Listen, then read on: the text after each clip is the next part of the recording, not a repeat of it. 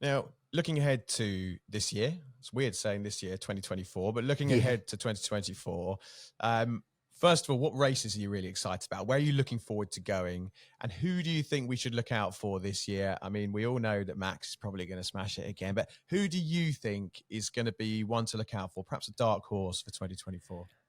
Um, I think it's going to be a much better season, honestly, than it was last year. I think that the law of averages say that Red Bull just can't possibly be as dominant as they were last year, because I think everyone will generally catch up and the gains that they can make will be smaller relative to what everyone else is trying to achieve behind them.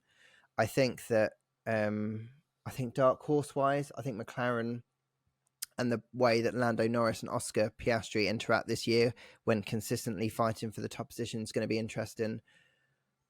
It's difficult to call a dark horse because if you look at how last year went, you had Aston Martin who were really strong for a period. You had a McLaren who were really strong for a period of the year.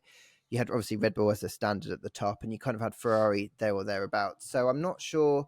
I don't expect like a Sauber to come blazing through out of nowhere. I think that this year it's probably going to be marginal gains for everyone. But I do think teams like Mercedes will probably find a way forward a little bit quicker than everyone else, because I think they finally realised their old concept didn't work, and I just don't think they'll make the same mistake twice.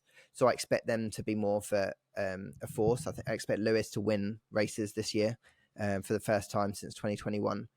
I expect there to be more people on the podium, more different people on the podium. I expect, even if Max goes and wins 13, 14 races, I just expect what happens behind him to be a bit more mixed up.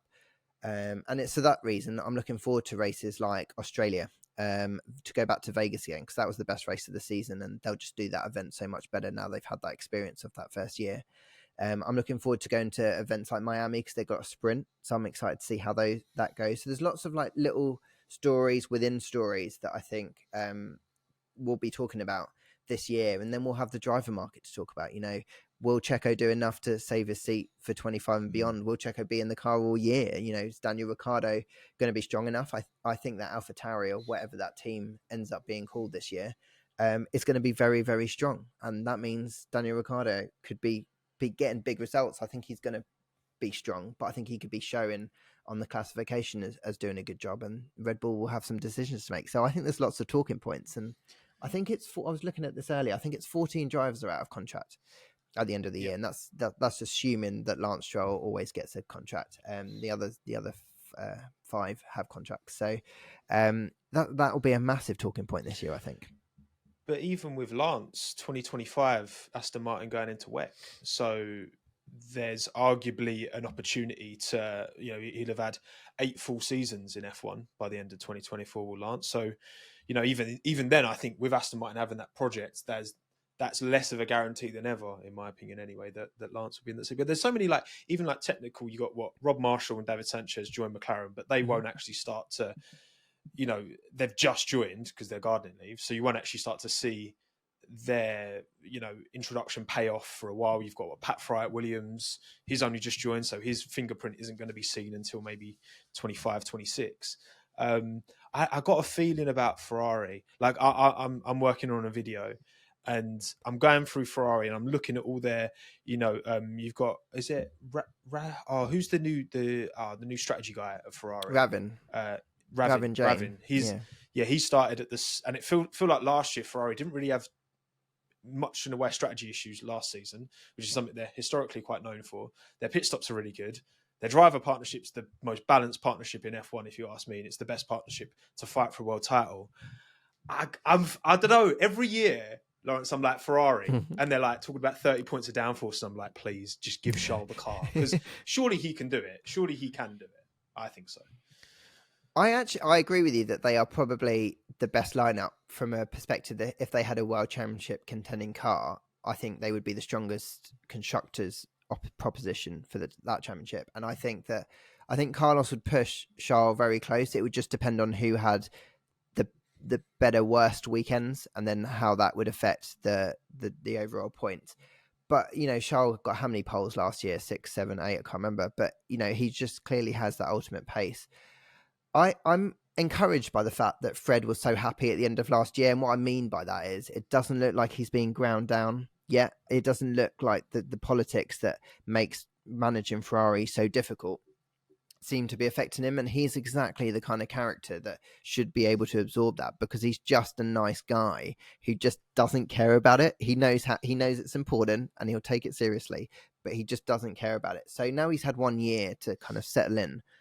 I'm intrigued to see what they're going to do this year. I do feel like it's marginal gains, though, in terms of what that. I don't think they can make a massive jump, and I do think they're going to be sensible about how they do their resource versus 26, because that really is the spot where they can create a new cycle.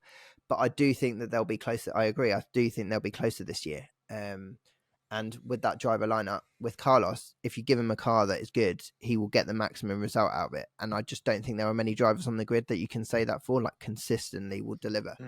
So even if he maybe doesn't have that outright brilliant pace that Charles can turn on to get those pole positions, I actually think he's a better proposition from in terms of scoring. So yeah, I think they've got a great shot this year. I just hope they aren't Ferrari about it, and that they haven't haven't outthought themselves over winter and tried too hard.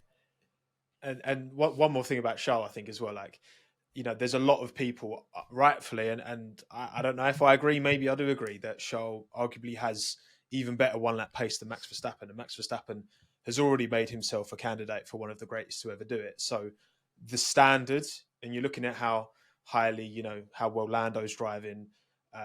Alex had a really fantastic season.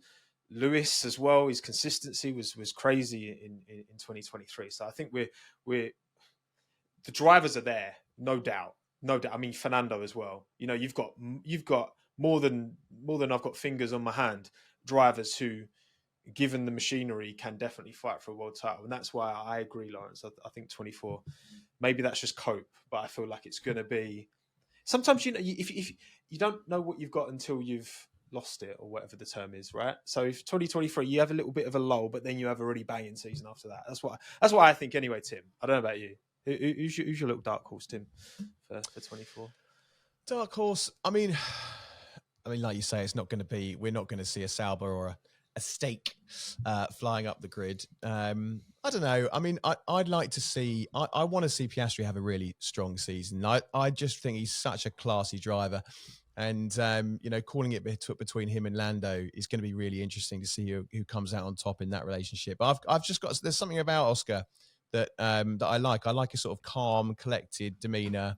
He's a young guy, but he's just seems to have his head screwed on. So I'm looking forward to seeing what he does.